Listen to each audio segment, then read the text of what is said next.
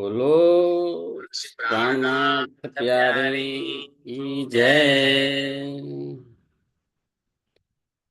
વંદો સતગુરુ ચરણ કો કરુધની પ્રેમ પ્રણામ। અશુભ હરણ મંગલ કરણ ધણી દેવચંદ્રજી નામ। શ્રી પ્રાણનાથ નિજ મૂલપતિ શ્રી મહારાજ સુનામ। तेज कुंवर श्यामा जुगल को पल पल करूं प्रणाम। तनि जी मारा पल पल करूं प्रणाम। बोलो प्राणनाथ प्यारे की जय।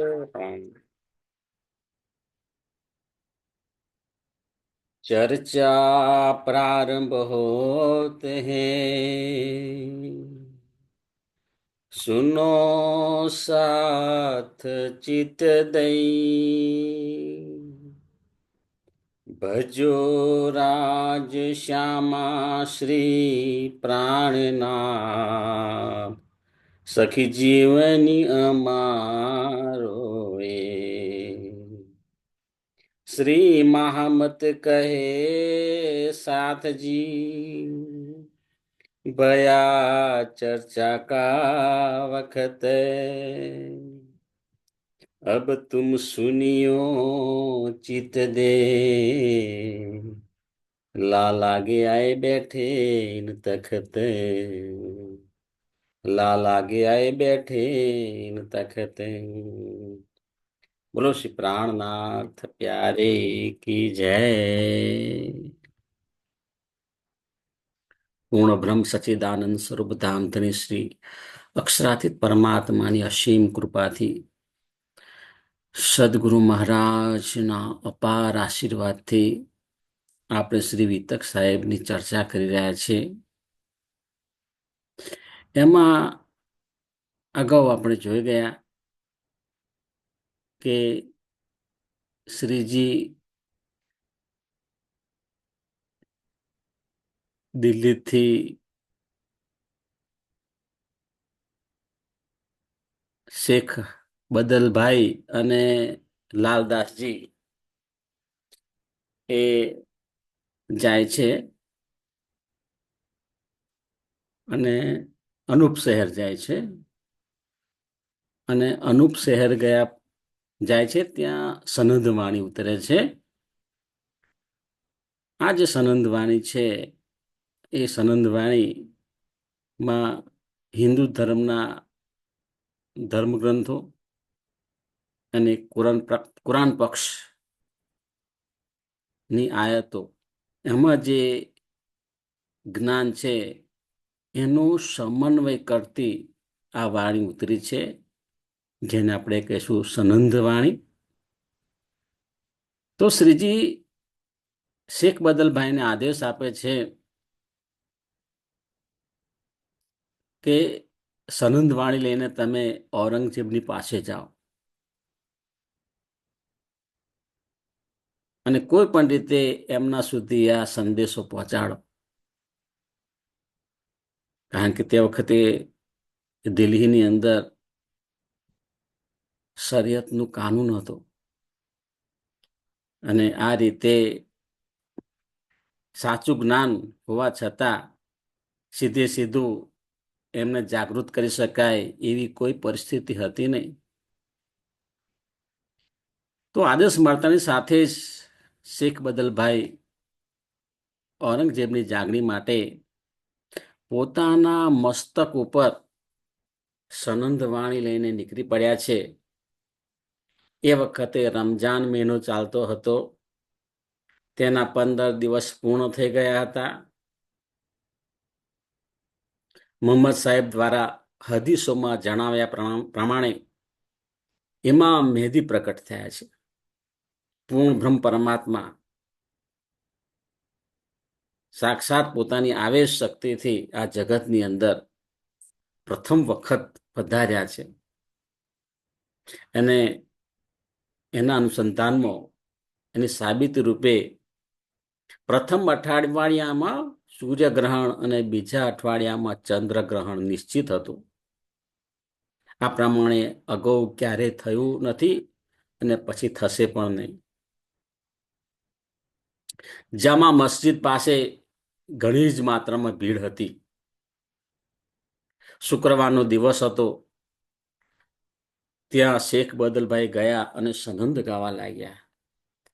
જો અહીં આગળ પણ આપણને આ સનંદ કિતાબ લઈ અને આ શેખ બદલભાઈ પોતાના મસ્તક ઉપર લઈને સંપૂર્ણ ભાવથી એ દિલ્હી આવે છે. અને દિલ્હીમાં અહીં આગળ જો જમા મસ્જિદ છે એની બહાર જ એક પથ્થર જે છે ત્યાંના આસન તરીકેનો ઉપયોગ કર્યો છે, ત્યાં બેઠા છે અને જોરશોરથી સનંદ વાણી ગાઈ રહ્યા છે. પરંતુ ત્યાં ખૂબ જ ભીડ હતી અને એ ભીડમાં કોઈનું મન શાંત ન હતું. બધા ભાગમ દોડ કરતા હતા.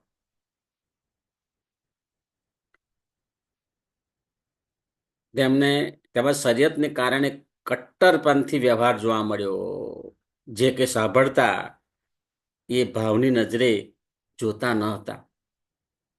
અને કોઈ એમ પણ કહે છે કે તમારી વાત સાચી છે, પરંતુ હિન્દુસ્તાની ભાષામાં હોવાથી અમને શરીયત આ તમારી વાત માનવા માટેની પરમિશન આપતું નથી. અને છેવટે એ લોકોને નુકસાન થાય છે. અને ત્યારબાદ શેખ બદલભાઈ પોતાના ઘરે આવે છે અને પોતાના ઘરેથી આવ્યા બાદ ફરીથી ગની બેગની હવેલી, આ પણ એક મુગલોનો એક વિસ્તાર જ્યાં આ બહુ જ મોટી હવેલી હતી, ગની બેગની હવેલી. ત્યાં પણ મોટી માત્રામાં ભીડ રહેતી હતી. તો અહીંયા વિક્રમ સંવત 1736માં ગની બેગની હવેલીમાં જે દિલ્હીમાં આવેલી છે ત્યાં શેખ બદલભાઈ જાય છે અને જોરશોરથી સનંદની વાણી ગાય છે. હવે એમાં એ શું ગાય છે એ અહીં આગળ બતાવ્યું છે. જો અહીં કહે છે શેખ બદલભાઈ ત્યાંથી પોતાના નિવાસ સ્થાને આવે છે. ત્યારબાદ ગની બેગની હવેલીમાં જાય છે. પહેલા જામા મસ્જિદ ગયા હતા, ત્યાર પછી એ ગની બેગની હવેલીમાં જાય છે. સુંદર સાહેબજી આ પણ એક ખૂબ જ હિંમત માગી લે, બાહોશી માગી લે એવું કામ છે. કારણ કે તમે માનો છો કે એ જે મુઘલ સમૂહ છે એ કેટલો બધો કટ્ટરવાદી હોય છે. અને જ્યારે એમને લાગે કે આપણો જ કોઈ માણસ હિન્દુસ્તાનની ભાષામાં ગાઈ રહે છે તો એના માટે કેટલું મોટું જોખમ હોઈ શકે. તેમ છતાં પણ એમના મુખ ઉપર લકીરે ચિંતા નથી. બહુ કેટલી મોટી વાત છે. સહેજ પણ ચિંતા નથી. કારણ કે સ્વામી શ્રી પ્રાણનાથજીની છત્રછાયા છે અને એ છત્રછાયાની અંદર એ સંપૂર્ણ આનંદ ઉલ્લાસથી જાગણીનું કાર્ય કરી રહ્યા છે. અહીં આગળ ગની બેગની હવેલીમાં શેખ બદલભાઈ બીના એક મોહમ્મદની વાણી ગાય છે. એટલે મોહમ્મદ નું મહત્વ 1,20,000 પૈગંબર થઈ ગયા.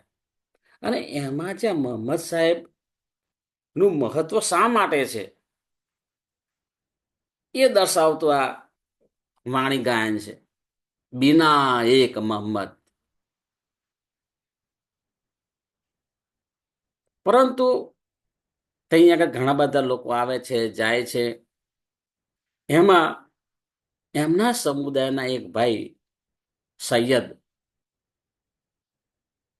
એમણે એને પ્રશ્નો પૂછ્યા, બોલાચાલી કરી, અપમાનજનક શબ્દો પણ બોલવા લાગ્યા. એ સૈયદભાઈ શું કે છે કે ભાઈ આપણે તો 1,20,000 પૈગંબર થઈ ગયા અને તમે તો ફક્ત એક મોહમ્મદની જ વાત કેમ કરો છો? તમારા મનથી એક જ મોહમ્મદ છે, એને જ તમે સર્વસ્વ ગણો છો, બીજાને તમે મહત્વ આપતા નથી. હવે એ જ વાત સમજાવવા માંગે છે શેખ બદલભાઈ, કે જે તમે 1,20,000 પૈગંબર સમાન આ મોહમ્મદ સાહેબ નથી. એમની અંદર જે વિશેષ શક્તિ છે એ વિશેષ શક્તિ જે છે અન્યમાં નથી. આપણને ખબર છે વાણીથી કે આ મોહમ્મદ સાહેબ છે, એમની અંદર તો અક્ષરની આત્મા હતી, જોશની શક્તિ હતી, અને અક્ષરની આત્મા જોશની શક્તિથી એ જે કુરાનના 90,000 શબ્દો આયા, એમાં મારફતનું જ્ઞાન પણ આવ્યું.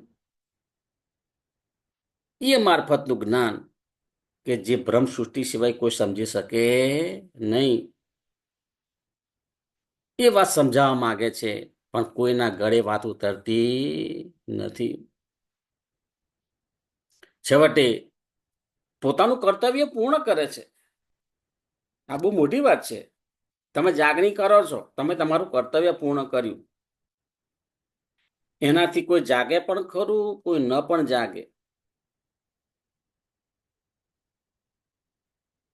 પરંતુ તમે તમારું કાર્ય તો કરી રહ્યા છો ને, એનું તો સંતોષ છે ને. બસ એવું જ છે આ શેખ બદલભાઈ, એ પોતાનું કાર્ય છે ને પૂરી નિષ્ઠાથી કરી રહ્યા છે, અને પછી પોતાના ઘરે આવે છે.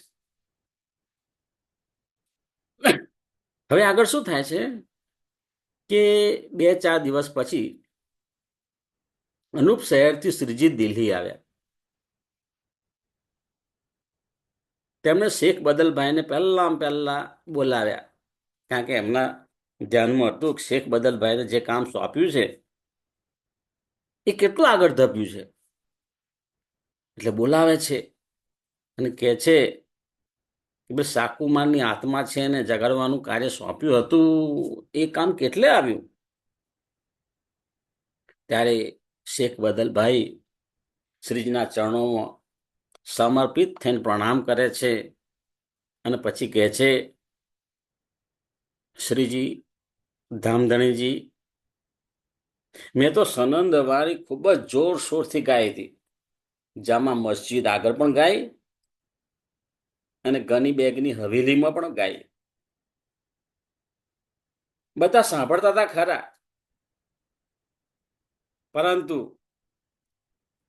અમને કેટલાકે જાણવાનો કોઈ પ્રયત્ન કર્યો નહીં, કેટલાકે જાણવાનો પ્રયત્ન કર્યો તો પણ કઈ ને કઈ ભૂલો શોધવા લાગ્યા, મારી સાથે બોલાચાલી કરવા લાગ્યા, બૂમ બરાડા પાડવા લાગ્યા.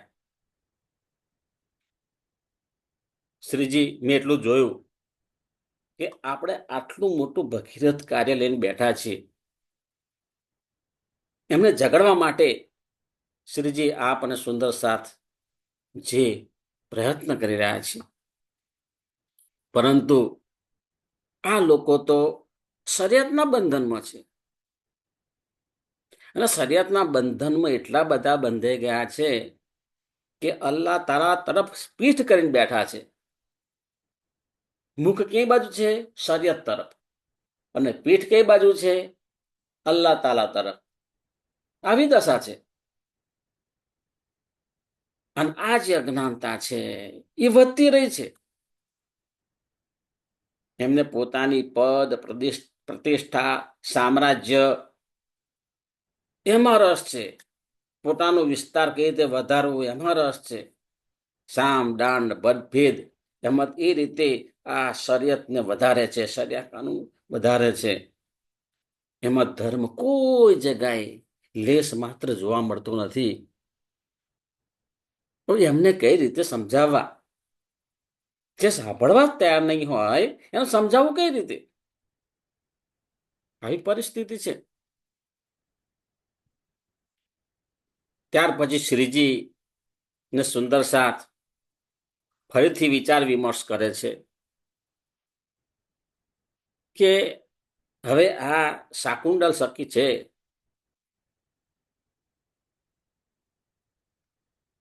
શાકુમાર, કારણ કે ઔરંગઝેબની અંદર શાકુમાર સખીની સુરતા હતી. તો એને જગાડવા માટે હવે શું કરીશું?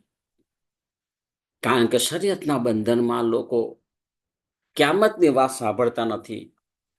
ક્યામત આવી ગયો છે, ઇમામ મેદી પ્રકટ થઈ ગયા છે, એની બધી સાબિતી આપવામાં આવે છે, પરંતુ સાંભળતા નથી. એકવાર સાંભળે ને તો કંઈક 50% સમજી શકે. હવે આ કામ કઈ રીતે કરીશું? જો શ્રીજીને બધી ખબર છે કઈ રીતે કામ કરવું, પરંતુ બધા સુંદર સાથને સાથે રાખીને ચાલે છે. અને એમાં બધા સુંદર સાથ પોતાનું સજેશન પણ આપે છે. છેલ્લે સુંદર સાથે એક રજૂઆત કરી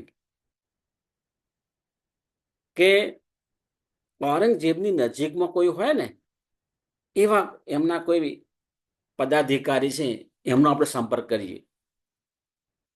એ પદાધિકારી જે દરબારી છે, જે ઔરંગઝેબ સાથે સતત એનો સંપર્ક રહેતો હોય,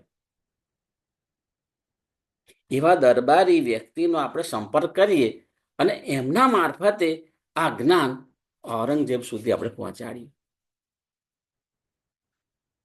એટલે શ્રીજીએ તરત જ ગોવર્ધનભાઈ અને લાલદાસજી સામું જુએ છે અને બંનેને આદેશ આપે છે કે હવે તમે બંને જાઓ અને શેખ સુલેમાનનો સંપર્ક કરો. કારણ કે આ પણ સજેશન સુંદર સાતનું છે કે અગાઉ શેખ સુલેમાન અહીં શ્રીજીની ચર્ચા સાંભળવા માટે અગાઉ 1-2 વખત આવી ગયા હતા, એટલે એમનું નામથી પણ પરિચય છે, એનો જોઈને પણ ઓળખે છે, અને ઔરંગઝેબના સંપર્કમાં છે એ પણ ખબર છે. એટલે કહ્યું ગમે તે રીતે આ શેખ સુલેમાન છે એનો સંપર્ક કરો. આ શેખ સુલેમાન છે અને એનો સંપર્ક કરવા માટે લાલદાસજી અને ગોવર્ધનભાઈ બંને પહોંચી ગયા છે. અગાઉ પણ જ્યારે શ્રીજી દિલ્હીથી બોડિયા ગયા હતા, શાહજહાંગીર બોડિયા, અને તે વખતે પણ શ્રીજીએ ભીમભાઈ અને લાલદાસજીને ઔરંગઝેબને જાગૃત કરવા માટે મોકલ્યા હતા. પણ તે વખતે એમની અંદર એક એવો સંદેશ આવ્યો કે અત્યારે સમય નથી, એટલે કાનજીભાઈને મોકલ્યા હતા કે ભાઈ એમને પાછા બોલાવો, એમને કહી દો કે અત્યારે આ જાગરીનું કાર્ય કરવાનું નથી. ઔરંગઝેબને જાગૃત કરવાનું જે કાર્ય તમને સોંપ્યું અત્યારે મુલતવી રાખો, એવો એમનો સંદેશો શ્રીજીને મળ્યો અને શ્રીજી એમને પાછા બોલ્યા હતા. એટલે અગાઉ આ પણ વિતકમાં આવ્યું હતું, કારણ કે તે વખતે પણ એ શેખ સુલેમાનને મળ્યા હતા. હવે ફરીથી એમને જ કહે છે કે તમે જાઓ અને શેખ સુલેમાનને મળો, અને ઔરંગઝેબની મુલાકાત કરવા માટેની વાતચીત પણ એમણે કરી. પછી જઈને હવે શેખ સુલેમાને બધી વાત એમની સાંભળી છે. ગોવર્ધનભાઈ અને લાલદાસજી સંપૂર્ણ સમજ આપે છે કે ભાઈ અમારું શું ધ્યેય છે, અમારું મિશન શું છે, કે આ જે રાજા છે ઔરંગઝેબ, એ જો જાગશે ને તો સાચા અર્થમાં ધર્મનો ફેલાવો થશે, અજ્ઞાનતા લોકોની દૂર થશે, જે હિન્દુ મુસલમાન પ્રત્યે જે વેર ઝેર મારામારી છે એ બધું બંધ થશે. તો બધું સાંભળીને શેખ સુલેમાન શું કહે છે, તમારું લખાણ છે ખરું, પણ હિન્દુસ્તાની ભાષામાં છે એટલે ચાલે નહીં. ફારસી ભાષામાં લખાણ તૈયાર કરો. પહેલી વાત એ. ફરીથી કહે છે, તમે હિન્દુની વેશભૂષા લઈને જશો તો બાદશાહ ક્યારેય તમારી મુલાકાત નહીં લે. તમારે હિન્દુની વેશભૂષા અને બદલે મુસલમાનની વેશભૂષા ધારણ કરવાની છે. આ બે કામ કરો તો હું બાદશાહની મુલાકાત કરાવું. હવે આ સજેશન આપે છે. ખરેખર તો અત્યારે એવું લાગે છે કે એમનો પણ આભાર વ્યક્ત કરવો જોઈએ કે એમને હકીકત બતાવી કે પરિસ્થિતિ આ છે. અને ત્યાર પછી પણ એમની અંદર ડર છે કે આવું કરવા જતા હું તો ફસાઈ નહીં જાઉં ને. એટલે શું કરે છે શેખ સુલેમાન? ફક્ત વાયદા કરે છે, વાયદા કરે છે. બરાબર, 4 દિવસ પછી આવજો, અઠવાડિયા પછી આવજો, હમણાં નહીં. પરંતુ કશું કાર્ય કરતા નથી. એમ કરતા કરતા શેખ સુલેમાને 2 મહિના પસાર કરી દીધા, પણ તેમ છતાં એનો વાયદો પૂરો થતો નથી. જોયું આવું પણ આપણને સમાજમાં જોવા મળે. નાના પાડે, હા, પરંતુ એમ કે ના ના અઠવાડિયા પછી. અને કેટલાક તો કાલનો વાયદો કરતા હોય, કાલનો વાયદો. અને કાલના વાયદાની અંદર વર્ષ નીકળી જાય, 2 વર્ષ નીકળી જાય, જ્યારે મળો ને ત્યારે કાલે ચોક્કસ એમ કાલે તમારું જે કંઈ છે નીકળતી રકમ એ કાલે તમને મળી જશે. જો શેખ સુલેમાન બધે જ આપણને જોવા મળે છે. તો અહીંયા પણ શેખ સુલેમાન છે એ વાયદા કરીને 2 મહિના પસાર કરી દીધા, પરંતુ કઈ જ કામ ના કર્યું. તેથી એની ચર્ચા સુંદર સાથની અંદર થાય છે. સુંદર સાથ તો રોજ વિચાર વિમર્શ કરે છે. અને હવે લાલદાસજી કહે છે કે આ જે શેખ સુલેમાન છે ને એની વાત પર કોઈ ભરોસો રાખવા જેવો નથી. એની વાતમાં ભરોસો રાખવા જેવો નથી. હવે આપણે બીજો કંઈક માર્ગ શોધીએ. તો એના માટે પણ સુંદર સાથ ભેગા થાય છે. હવે આ દરમિયાન શું થાય છે? શ્રીજી અને સુંદર સાથ પેલા લાલ દરવાજા પાસે રહેતા હતા, એ સ્થાન છોડીને રોહિલ્લા ખાનના મોહલ્લામાં રહેવા આવ્યા. જો અહીંયા આગળ આ લાલ દરવાજામાં જે શ્રીજી અને સુંદર સાથની વિચાર વિમર્શની મિટિંગ થતી હતી એ બતાવ્યું છે. અને ત્યાર પછી જગ્યા છોડી દે છે અને એની નજીકમાં રોહિલ્લા ખાનની જે હવેલી છે ત્યાં આગળ શ્રીજી અને સુંદર સાથી આગળ આપણને બતાડ્યા છે. અને આ જે રોહિલ્લા ખાનના મહોલ્લામાં આવે છે ને ત્યાં બહુ અગત્યનું કાર્ય થાય છે કે જે શ્રીજી અને લાલદાસજીએ 22 પ્રશ્નો તૈયાર કર્યા હતા, એ હિન્દુસ્તાની ભાષામાં હતા. અને એનું ફારસી ભાષામાં અનુવાદ કરવાનું વિચારે છે કે ભાઈ હવે અનુવાદ કરીએ. બરાબર. અને એકવાર ફારસી ભાષામાં અનુવાદ થાય ને ત્યાર પછી એ જે રૂકો તૈયાર થાય, એ જે ડોક્યુમેન્ટ તૈયાર થાય, એ જે પત્ર તૈયાર થાય, એને લઈ અને આપણે જે તે વ્યક્તિને આપીશું તો એનું અસરકારક પરિણામ આવશે. જો અહીંયા આગળ એક આ પણ સવાલ છે કે શ્રીજી દિલ્હીમાં કયા કયા સ્થાને રોકાયા હતા? એક જ સ્થાને નથી તો રોકાયા, અલગ અલગ સ્થાને રોકાયા છે.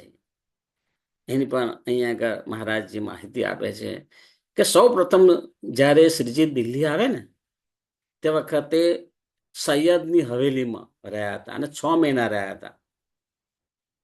ત્યાર પછી ક્ષત્રિયની હવેલીમાં આવ્યા હતા અને ત્યાં 2 મહિના રહ્યા હતા. અને ત્યાંથી આપણને ખબર છે કે શાહજહાંપુર બોડિયા આવ્યા હતા અને શાહજહાંપુર બોડિયાથી પાછા લાલ દરવાજા પાસે દાવ પાંડેની હવેલીમાં આવ્યા અને ત્યાંથી રોહિલ્લા ખાનના મહોલ્લામાં આવે છે. જો આ રીતે શ્રીજી દિલ્હીની અંદર પણ અલગ અલગ સ્થાને રોકાયા છે, શ્રીજી અને સુંદર સાથ. હવે છેલ્લે અત્યારે શ્રીજી ક્યાં છે? રોહિલ્લા ખાનની હવેલીમાં. હવે અહીંયા આગળ શ્રીજીએ દયારામને આદેશ કર્યો કે દયારામ, જો આ દયારામ બતાયા છે કે હિન્દુસ્તાની ભાષામાં આપણો પત્ર છે એનું ફારસી ભાષામાં અનુવાદ કરે ને એવી વ્યક્તિ શોધી લાવો. એટલે દયારામ તો એ એવી વ્યક્તિને ઓળખતા હતા. જો આ એમનું નામ છે કાયમ મુલ્લા. એટલે એક બહુ જ જ્ઞાની મુલ્લા એમનો પુત્ર, અને મુલ્લાના પુત્રને કાયમ મુલ્લા તરીકે નામ આપ્યું છે. એનું નામ છે કાયમ, પણ મુલ્લાનો પુત્ર હોવાથી કાયમ મુલ્લા તરીકે એની ઓળખ આપી છે. અને દયારામ એને સારી રીતે ઓળખતા હતા, કારણ કે એક બે વખત જ્યાં શ્રીજી ચર્ચા કરતા હતા ને ત્યાં પણ આવ્યા હતા. કારણ કે ખરેખર જે જ્ઞાની વ્યક્તિ છે એને તો સહેજ પણ ખબર પડે કોઈ જગ્યાએ ચર્ચા ચાલે છે તો એ ત્યાં પહોંચી જાય છે અને જ્ઞાન મેળવે છે. તો આ કાયમ મુલ્લા પણ અગાઉ એક બે વખત આવ્યા હતા. દયારામભાઈ ઓળખતા હતા. એટલે દયારામભાઈ આ મુલ્લાના યુવા પુત્ર કાયમની પાસે જાય છે. જો આ દયારામ છે, આ કાયમ મુલ્લા છે, અને દયારામ એને આખી વાત સમજાવે છે. હવે તમારે બીજું કશું કામ કરવાનું નથી. જે હિન્દુસ્તાની ભાષામાં અમારા ડોક્યુમેન્ટ છે એને તમારે ભાષાંતર કરવાનું છે ફારસી ભાષામાં. આમ તમારી પાસે એની સારી એવી ફાવટ છે અને તમારું વેતન નક્કી કરીશું. બરાબર, જેટલા મહિના કામ ચાલે ને એ તમે કહો એ પ્રમાણે માસિક વેતન આપીને આ તમારા દ્વારા આ ખૂબ જ શુભ કાર્ય થશે. એક તો તમારા દ્વારા આ શુભ કાર્ય થશે, એનું જોશ મળશે, અને બીજું કે તમને માસિક વેતન તો મળે છે, બંને લાભ છે. તો આ રીતે એમને દયારામ કાયમ મુલ્લાને બોલાવી લાવે છે. અને કાયમ મુલ્લા શ્રીજીને તો ઓળખે છે, કારણ કે જ્ઞાની વ્યક્તિ છે. શ્રીજીને પ્રણામ પણ કરે છે અને શ્રીજીના આદેશથી પછી એ જે હિન્દુસ્તાની ભાષાની અંદર જે પત્ર લખેલો હતો, જે રૂપિયો લખેલો હતો, એને ફારસીમાં ભાષામાં એનું અનુવાદ કરે છે. જો આ દયારામ કોણ એની ઓળખ આપી છે. અને કાયમ અગાઉ આપણે જોઈ ગયા શેખ બદલભાઈ, એ પણ કોણ હતા? દિલ્હીના હતા, પરંતુ અગાઉ શ્રીજીને ક્યાં મળ્યા હતા? તો એવું કોઈ પૂછે તો આપણે કહી શકીએ કે ઠઠ્ઠા નગરમાં જ્યારે શ્રીજીની ચર્ચા ચાલતી હતી ને તે વખતે શ્રીજી આપણા તેજકુંવરીબાઈ અને સુંદર સાથ બંધનમાં હતા. અને જે લોકો એમને બંધનમાં રાખ્યા હતા એમના તરફથી આ શેખ બદલભાઈ, કારણ કે પોલીસમાં હતા, એમના તરફથી સંદેશો લઈને આવતા હતા. અને કઈ રીતે આ છોડાવવા માંગો છો, કઈ રીતે છોડાવો છો, એની રોજ એ આવતા અને એની ચર્ચા કરતા. અને જ્યારે જ્યારે આવતા ને એ શ્રીજીની ચર્ચા બહુ જ એકાગ્ર ચિત્તથી સાંભળતા હતા. એટલે એમની અંદર જ્ઞાન હતું. અને શ્રીજી ખબર પડી જ્યારે દિલ્હીમાં આવ્યા ત્યારે તો એ નિવૃત્ત થઈ ગયેલા હતા. એટલે સંપૂર્ણ શ્રીજીના ચરણોમાં સમર્પિત થયા. તો એ શેખ બદલભાઈની વાત થઈ. જ્યારે દયારામભાઈ કોણ? તો કે દયારામ જે ભાઈ છે એ ગોવર્ધનભાઈ એમની જાગણી કરી હતી. ગોવર્ધનભાઈ જ્યારે દિલ્હી આવ્યા ને ત્યારે દિલ્હીમાં આ દયારામની પોતાની દુકાન હતી. અને ત્યાં આગળ આ તો ગોવર્ધનભાઈ જ્યાં જાય તો તારતમ વાનની ચર્ચા કરે. ને દયારામ સાથે પણ જોયું કે આ તો બહુ ધાર્મિક વ્યક્તિ છે, શ્રદ્ધાવાન છે, એટલે તરત જ એમની સાથે જ્ઞાનની ચર્ચા કરી અને એમના આત્માને જાગૃત કર્યો. કોણે? ગોવર્ધનભાઈએ. એની સાથે સાથે જો તે વખતે એ જ જગ્યાએ નૈનસુખ મહાજન, ગંગારામ અને આશાજીત વકીલને પણ જાગૃત કર્યા. સુંદર સાજી આપણે વિતકની અંદર આપને સમજાવે છે. આપણી પાસે જે પણ જ્ઞાન છે એ જે ખરેખર યોગ્ય પાત્ર તમને લાગે એમને પીરસવાનું છે. જે કંઈ કહીશું ને એમાંથી અમુક શબ્દો તો એમને સ્પર્શ કરશે જ.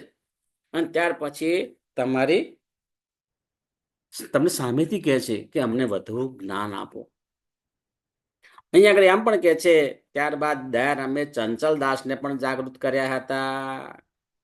તો એ દયારામ છે. જો એના પાત્ર પણ કેટલું સરસ લીધું છે. દયારામ, કાયમ મુલ્લા, શેખ બદલભાઈ, એક પાત્ર પણ બહુ સરસ અહીંયા આગળ છે. અને હકીકતની અંદર તે વખતે વેતકની અંદર એ પાત્રો કેટલા બધા અહોભાગ્ય હશે કે જે શ્રીજી સાથે છે અને શ્રીજીના સન્મુખ દર્શન કરે છે અને સન્મુખ બેસી અને એમની અમી દ્રષ્ટિના અમી વાણીનો લાભ લઈ રહ્યા છે. એવા સુંદર સાથ છે. એ સુંદર સાથને આપણે કોટી કોટી દંડવત પ્રણામ કરીએ છીએ. બોલો શ્રી પ્રાણનાથ પ્યારે કી જય. સદગુરુ મહારાજ કી જય. કૃષ્ણ કનૈયા લાલ કી જય. પ્રણામ સુંદર સાજી, ચરણોમાં મારા કોટાન કોટી પ્રણામે.